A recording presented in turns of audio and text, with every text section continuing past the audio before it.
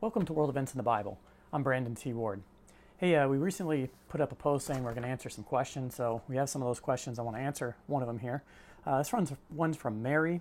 She says, do you still feel the same about the percentage of Americans dying from the coronavirus? And I do. This thing is being completely overblown. Yes, people are dying. Yes, it is a real virus. We've never debated that. But let's look at some of the numbers.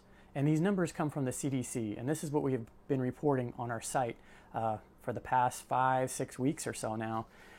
43,000 Americans have died from the seasonal flu. Okay? From the seasonal flu. Those numbers are from the CDC, the Center for Disease Control. Now, 12,000 Americans have died from the coronavirus. It's a huge gap there, a huge gap. The President of the United States, Donald Trump, declared a national emergency when only 50 people died from coronavirus. Okay, now maybe these numbers of coronavirus will continue to go up. I mean, we're 5-6 weeks into it. Some of the numbers are starting to fall off. If you look at the information from the World Health Organization, all around the world, cases are starting to come down. But I mean, the amount of people that have died from the seasonal flu far surpasses those from coronavirus. And we don't shut down the country every year over the seasonal flu, do we? Of course not. The next thing I want to point out here is the seasonal flu. When we look at these numbers, the seasonal flu has killed 75% more Americans than the coronavirus. COVID-19, as they call it. But the seasonal flu, 75% more victims than the coronavirus. Again, we don't lock down the country every year over the seasonal flu. Nobody really even thinks about it that much. Flu season comes around. Do you run around with masks and worry about the next vaccine and things like this? I mean, none of this adds up. And I'm not coming down on Mary or anything like this. I'm just generally speaking to everybody about this, okay? Some other facts from the CDC. Everything I'm telling you here comes from the CDC, okay? We don't make up stuff here on our website. We only post facts that we find, okay? So the next one I want you to know is less than 1% die from the coronavirus aged 20 to 54 years old. Less than 1%. And we've shut down the whole country. Well, what about those that are 19 years old to, infants? The number is far less than 1%. I think at the time I got these numbers, there wasn't even a casualty. And again, it's from the CDC. Something else interesting I found the other day, that is that 50% of the coronavirus patients that passed away from coronavirus also had pneumonia. So they had two different illnesses in here at the same time. What did it read on their death certificate? Did it read pneumonia or did it read coronavirus? I don't know the answer to that question. It wasn't posted. But maybe we can get a good idea, because here, this is how some of the deaths are being labeled. According to the CDC, this is a quote from the CDC. In cases where a definite diagnosis of COVID-19 cannot be made, but it is suspected or likely, it is acceptable to report COVID-19 on a death certificate as probable or presumed. Now, I don't know about you, but that's not a fact, right? If you can't put COVID on there that the person died of if you suspected of it, or it is likely. And then how about the 50% of the people that had coronavirus and ammonia? What did they label it then? So we see from the CDC's own numbers that it's just bizarre. I mean, it's just bizarre. And then what are here's some other quotes I want to tell you from the CDC, that their explanation of the coronavirus. How bad is it? It says, most people have mild illness and are able to recover at home without medical care. This is the case for most people. And again, remember, only 1% die aged 20 to 54. All right, well, what about the older people? Let's talk about it. Older people, this is another quote from the CDC.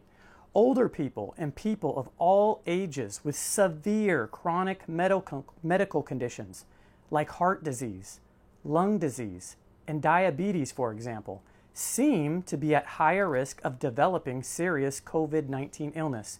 You don't say. Really? People that have bad, severe, and chronic health conditions of heart disease, lung disease, diabetes, and so on, they're always more likely to perish or get very ill from something else that comes along. Just like influenza, the flu that comes around every year. Those are the people that make up the numbers, like the 43,000 that have died from the seasonal flu. It's mostly people like this. I'm not saying mostly, like I'm assuming. I've looked at the data from the CDC. I'm telling it to you as a fact, okay? That's how you become informed. You have to go look at the sources where all this information comes from and read the documents. And then that's how you become informed. You don't become informed by going to social media and looking what Joe Blow said about this, that, or another thing. You go to the sources to find out the information. The next part of Mary's question here, let's take a look at. She says, I noticed Lysol said their label didn't refer to killing this current particular coronavirus strain. So let's talk about that. We had a post titled, My Lysol Kills Coronavirus. And it's a picture of the Lysol can, and it says it kills human coronavirus on there. So let's talk about coronavirus just a little bit here. This is a quote from the CDC. COVID-19 is caused by coronavirus. Coronaviruses are a large family of viruses that are common in people and many different species of animals. Coronavirus is common, and coronavirus in general is common. There's 7 different types now. So this COVID-19, or SARS-2 as they're calling it, is like the 7th one. It's the latest and greatest. They've never seen this one before. It doesn't mean that it evolved. It just means they've never encountered it before. So it's new to them. Another quote I want you to hear from the CDC. Human coronaviruses were first identified in the mid-1960s. So don't let anybody tell you that nobody's aware of these. They're aware of coronavirus. It's been known since they discovered it in the 60s. Just the SARS-2, COVID-19, the one that has made the world go crazy, okay? That's the new one. And now I went on Lysol's website, and there's a video by a Mr. Joe Rubino, Director of Microbiology and Virology. And this is what he said. SARS coronavirus 2, that's SARS-2, has never been seen before in humans. So the virus is not available for testing with our products. But the bottle says human coronavirus, right? So Lysol kills coronavirus. But what Mr. Joe's saying here is that, well, the SARS-2 is new. Lysol never had it to spray their product on it to kill it. And I can understand that. I can understand that. But it's still a coronavirus. Their sprays killed all the other coronaviruses. I'm sure it will kill this one. It's not a scientific answer. It's just using a little bit of common sense. Then let's talk about some specific strains, because COVID-19, SARS-2 is just another, it's in the genealogy, if you want to say it that way, of a coronavirus. So then think about how these strands change over time, various strands. Is Lysol going to retest every year? I mean, look at the back of that Lysol can. There's a whole list of viruses there. Some are new that pop up, like SARS-2. Some of them change. They mutate. That's the better word for it. They mutate from year to year.